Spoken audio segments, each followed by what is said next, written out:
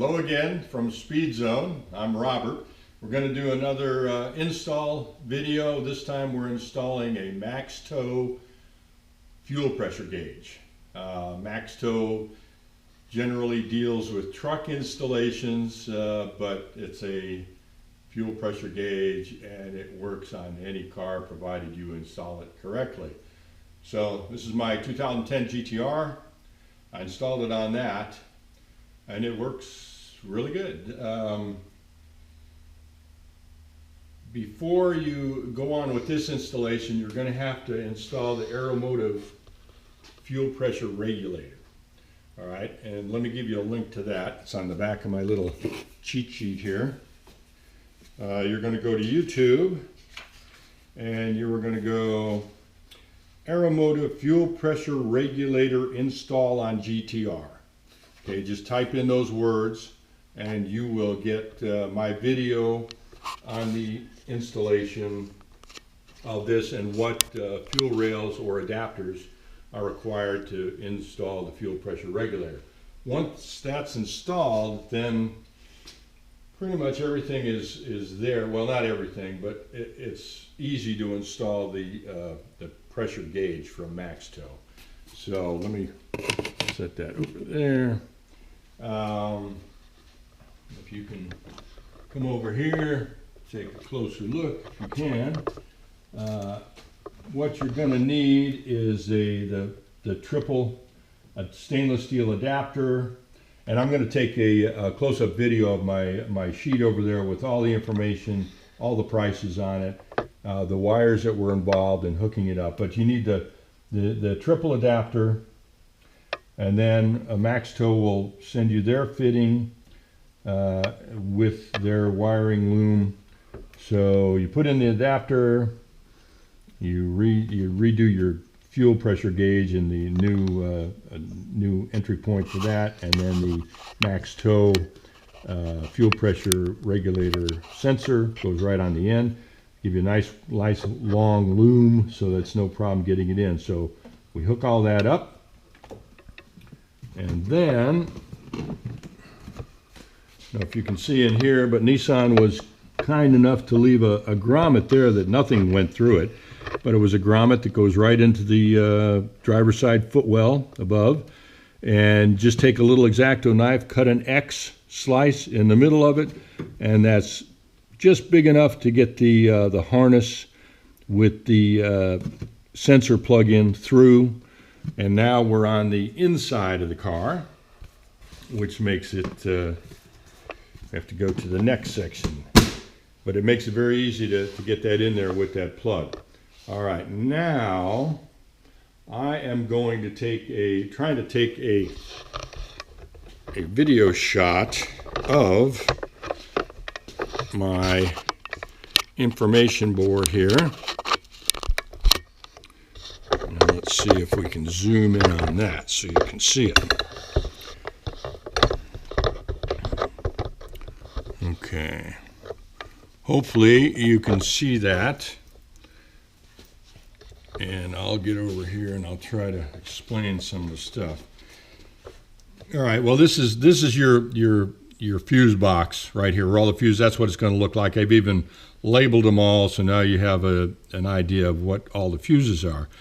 I was thinking I could maybe tap into some of these with those fuse adapters that you can, plug in and put a wire in and then put the fuse on top. But I figured now I'll try to wire in directly. So I went over here to the wiring boxes, and these are just to the left side where all the fuses are. You're going to go to the middle box, is where I tapped into.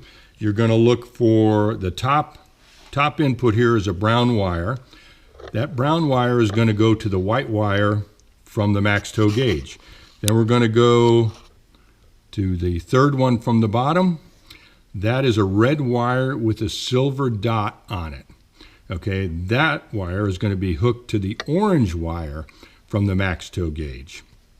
Then the next one down is the blue wire, and that blue wire gets connected to the red wire from the MaxTow gauge. So I messed it up initially. I had something wrong. The gauge wouldn't turn off when I turned the car off. It stayed lit up. So I called MaxTow, and they were very helpful. I mean, the guy on there, I was able to talk to a human like almost instantly, and he said, no, you check this, check that. And I said, well, I did. You know, I checked it like a bunch of times, and I'm sure I got it right. Well, guess what? I didn't get it right. I had the on-off, wire that lights up the gauge. I had it hooked to a constant that was always on. So once I redid that, everything worked perfect. Okay, and here's the prices, and you should be able to read that. The Loctite PST 592 thread sealant, glow shift universal dash pod, the 1/8 NPT oil pressure sensor T adapter, and the MaxTow double vision 100 psi fuel pressure kit, 2 1/16 inch. Here's all the prices over here. All of this is available on Amazon, so you don't have to look all over. Just go to Amazon, put these items in, they'll show up. Should be those prices. Amazon makes it very easy to get whatever you need, and this was everything I needed for this install. I think the total price was somewhere like around like $152, something like that, which is a lot less money than you're going to get from some of these other companies that have their kits, $350 to $550 with some of them. And then on a lot of those kits, you actually have to unplug a sensor on the GTR to plug their sensor into it. So now you're doing away with one of the sensors on the car. Now they say, oh, it's no problem, because you don't need two of them. It's like, well, I guess you don't need two kidneys either, but it's nice to have everything, that you do have working. So I didn't want to go that route. That's why I came up with this install, which is a standalone. You don't have to wire into any other sensor, unplug a sensor on your GTR. Everything is a standalone. It works great. Okay, so now I'm going to attempt to get inside the car and show you exactly what I've done. Hopefully there'll be enough light for it.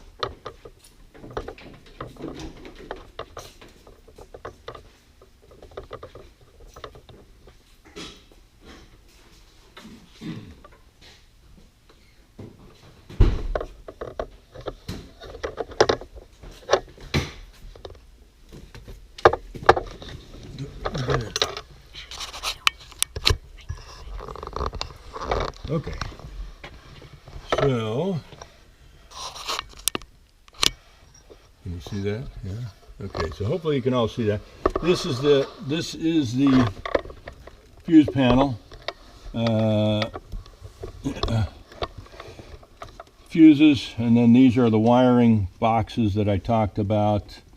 And let me see if I can light this up enough where you can see. Okay, here's the brown wire that I talked about. The brown wire goes to the white wire to the gauge. Here's the red wire with the silver dot on it. Hopefully you can see the dot. Oh, and it's a good idea. And you can see what I did. I peeled back this tape, just use an X-Acto knife with the blade towards the outside so you don't go through the wiring, and just kind of slice this up so you can pull this out. You'll have a little more room to work on the wiring.